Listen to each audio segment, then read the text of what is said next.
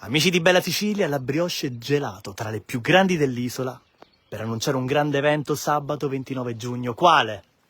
Sabato 29 giugno il Festival della Tupposa seconda edizione, che si svolgerà agli Jaca di Piraino, in questo meraviglioso luogo, in questa spiaggia splendida e con questa cornice particolarissima.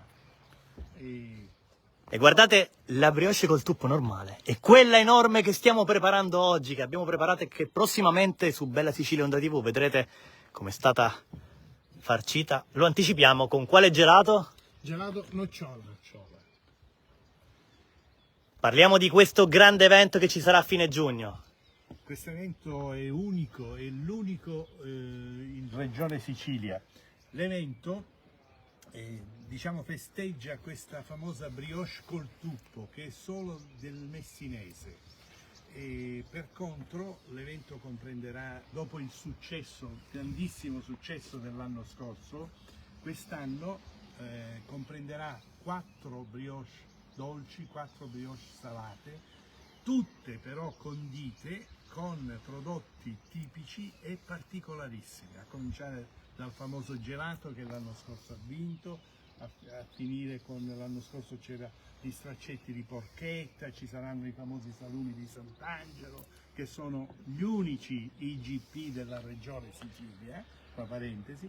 Quindi è un evento unico che ha avuto un successo enorme, che volevamo inserire come evento di qualità, ma non ha ancora la storicità dei 3 anni, quindi stiamo aspettando un altro anno per poterlo inserire, ma sarà sicuramente un grande successo sia di pubblico, a parte che la serata viene allietata da un complessino molto noto, molto riconosciuto, quindi ci si può divertire anche a 360 gradi. E poi forse c'è una sorpresa che non annuncio perché vi voglio qua.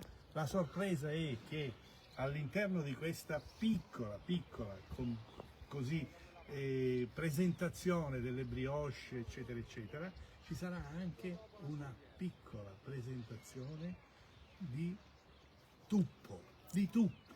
Ma come? Fatto da chi? Questo venite agli Jaca di Piraino e scoprirete qual è questa bellissima sorpresa. Il vostro nome e l'invito che facciamo.